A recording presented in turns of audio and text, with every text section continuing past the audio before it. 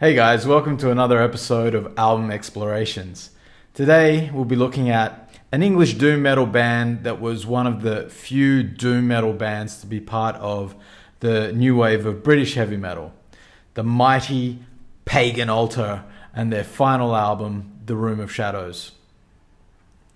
So Pagan Altar hails from London, England, and was formed by Terry and Alan Jones in 1978.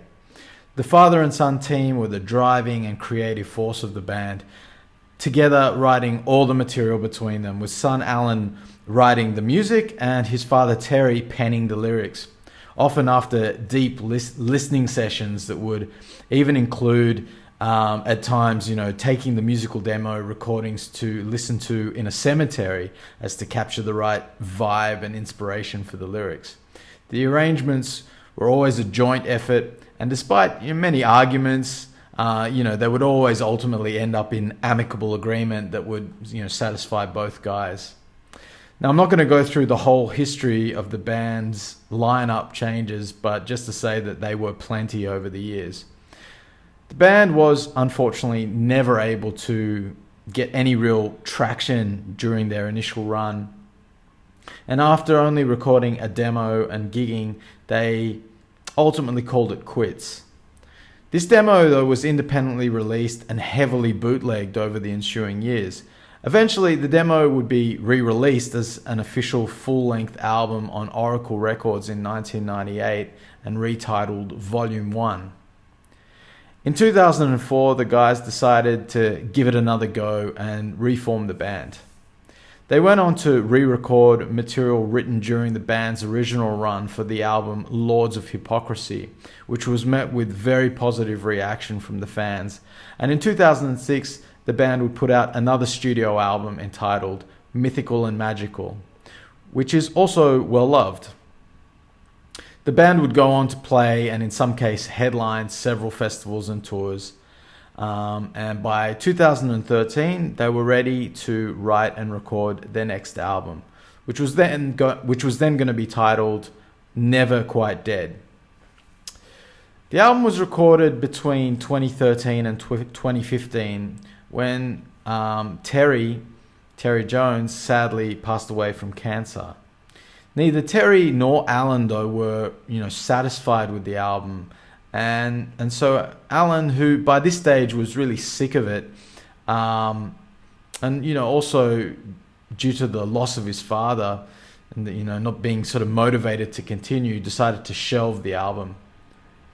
In 2016, however, Alan would meet up again with his former bandmates in bassist Dickon Harper and drummer Andy Green, and after some fun jam sessions together, Alan eventually put it to the guys to help him re-record the album, and they agreed.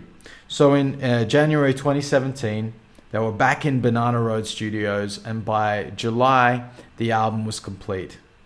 This time, Alan felt that the band had finally achieved the full potential of the material and was very happy with the outcome. The album was released by Temple of Mystery Records in September 2017 with the new title of The Room of Shadows. So now that we've gone through some of the history, let's dive into the music. So track 1, Rising of the Dead. This song opens with a doom-laden, heavy hanging chord that snakes forward as Terry begins to tell the tale in an expertly descriptive fashion, I might add, about a forgotten chapel and graveyard that, driven by Satan's malevolent force and hatred, is driving an army of the dead to rise from their graves in revenge of their burning resentment of the living. Terry's lyrics are superb throughout this album, I have to say, wonderfully capturing the doomy terror of each story, each song. I always think of King Diamond as the best at this kind of Satan or horror related stuff, but Terry Jones was definitely in that league too. Alan Jones and the guys have done a fantastic job as well, building the tension here too, and the performances in this song are perfect.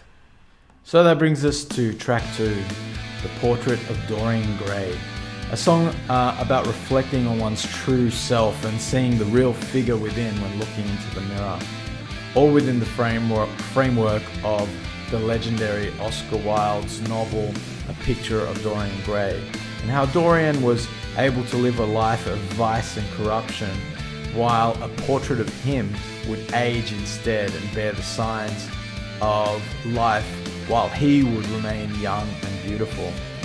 Ultimately ending with Dorian seeking redemption by stabbing the portrait, only to be found dead himself by his servants as the dead, disfigured, unrecognizable old man from the portrait.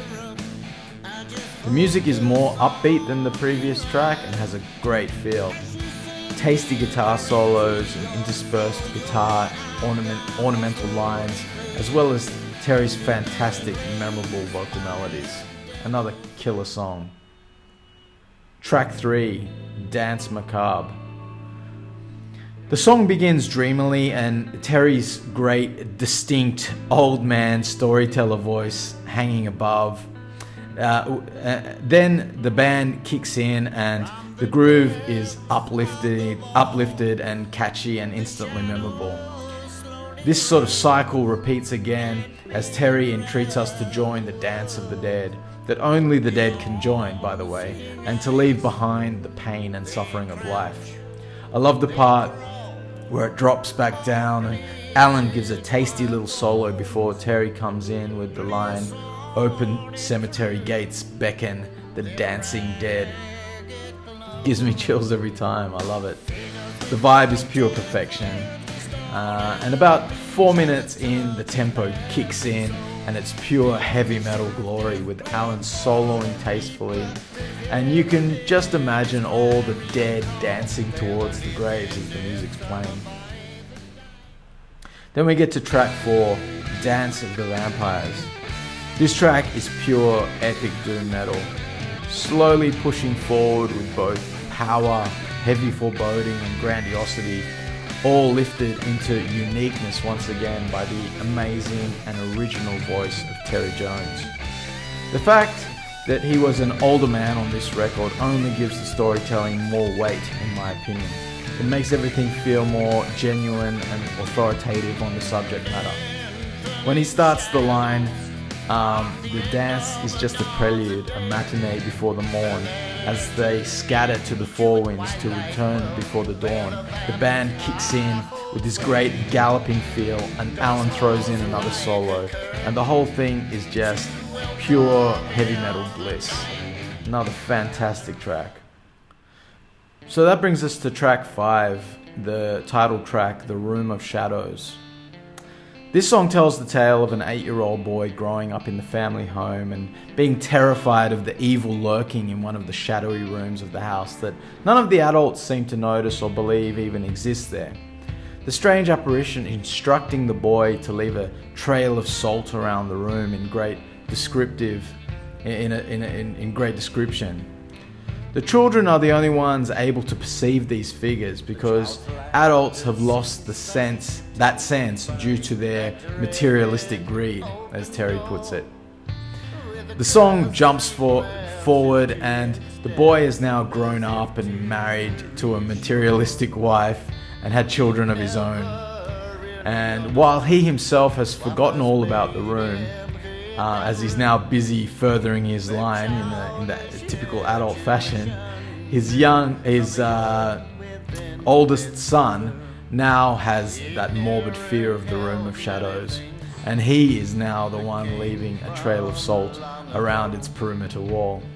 It's so eerie, and this song gives me chills every time it gets to that part, actually. The story alone is compelling enough to make this great, but the music is also fantastic, starting with a gorgeous guitar passage and lead, somewhat folky but with the sort of Western classical vibe to it as well, and Terry's vocal melody is beautiful and so haunting. The bass begins to pulsate underneath it as it builds slowly. Dual guitar continue the slow burn and build until the band launches head first into the crushing heavy metal and Alan's classy solo. The song continues forward like this, and and just kicks ass throughout. Eventually, it returns to the gentle vibe of the storyteller by the fireplace from the beginning of the track.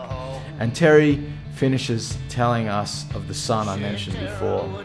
So eerie, beautiful, and spine-tingling. And it's my favorite track on the album. Absolutely love it. Track 6, The Ripper. So this one starts with a cool, interwoven guitar and bass passage to set the mood, only to then fade away. We then get another beautiful, clean guitar and Terry singing with vocal harmonies about Jack the Ripper. However, he's not singing about the murders for their goriness, but rather from the perspective that it's a scapegoat story for the real criminals in the political class and the royal elites who have done things that only the lowest of the low and the poorest people in society know about, namely the prostitutes who work the nights and who would have no other reason to be victimized apart from what they might know. Terry also speculates that perhaps the Ripper even continues to exist today, but in another form, to continue to protect the untouchable elite classes. The music builds throughout and the vocal harmonies are ever present and awesome. The guitars are, as always, explosive, but in the most tasteful and classy way that will, render this album timeless, in my opinion. Killer stuff. Finally, we get to After Forever. So this is the last track, and they close out the album with another gorgeous and haunting track about facing your mortality. And in the case of Terry Jones, who passed away soon after, it makes the song that much more poignant. The guitar is clean and reverby, as is the voice, to add the ethereal sound to the lyrics of the same. Only a short minute and a half or so, but still powerful and memorable, and a beautiful capstone to this amazing album. Well, that's it for The Room of Shadows. So how would I rate this album? Well, I think this is one of those albums that gets everything right.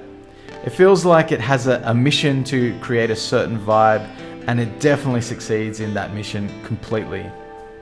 Every song on this album is both haunting and epic, while also retaining the total uniqueness of this fantastic band. The band performances from all involved are perfect, and the production is too.